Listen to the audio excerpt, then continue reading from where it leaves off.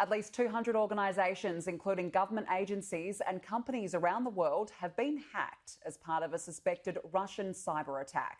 Some of America's most deeply held institutional secrets may also have been stolen. Joining me now live is Professor Siracusa, political analyst at Curtin University. Professor, is this cyber war? Oh, yes, it is, Danica. America's under attack. The United States government has failed to protect its own digital infrastructure.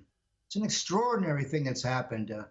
Senator Romney from Utah says that it's the equivalent of Russian bombers traveling across the United States undetected.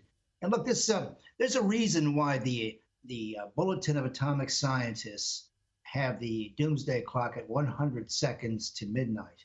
And that is because of these kinds of breaches, this kind of susceptibility to inadvertence or miscalculation. Soviet Russian espionage is excellent. They penetrated the system for 8 or 9 months. They're probably still there. They've infiltrated America's nuclear force structure, and God knows what's going on there. And this makes me very angry. America has 17 intelligence agencies. They got $82 billion last year, and they haven't done a damn thing. This is actually unacceptable. This is the equivalent, of Pearl Harbor or 9/11. I really get tired of people telling me you couldn't catch this. I mean, America is the world's leader in technology, and not only, Danica, did it not deter this attack, it didn't even detect it. Some private provider had to inform the United States government that 12 agencies and 18,000 accounts have been infiltrated by Russian espionage. So this is really unacceptable. And the fellow who was in charge of cybersecurity and infrastructure, fellow that Trump fired because he disagreed with the safety of the last election, was in charge of all this. And he was so busy trying to figure out if the election was safe from Russian hacking that the system was overwhelmed. So, and the other thing too is we've moved very far along now in cyber warfare. I mean, we know that we can use left of launch procedures to blow up rockets on their launch pad, and we can interfere with the Iranians and the rest of it. So God knows how far they've gotten, but we're going to have to grab this. Absolutely. Donald Trump still won't criticise Russia. He claims that it may be China. Why won't he speculate who may have been behind this?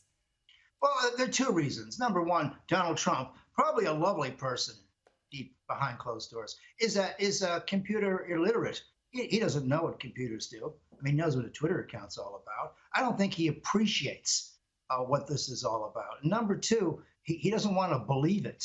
I don't know if he's beholden to the Russians. There's a story that he's been their useful fool for 4 years.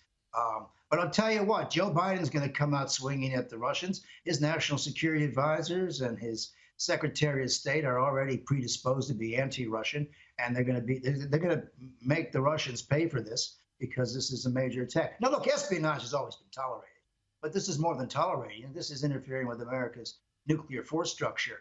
And now you've gone into an area where it's very, very difficult not to do a great deal of damage. So Trump's failure to take this up is inexplicable, but Biden's surely will, and Biden's going to come out swinging on this one because all of his advisors are very suspicious of Russian motivations. And what's Vladimir Putin doing? Well, Putin only has 2 dreams a night, Danica. He wants those sanctions to disappear, and he wants to drive a wedge between America and its allies, and he is succeeding.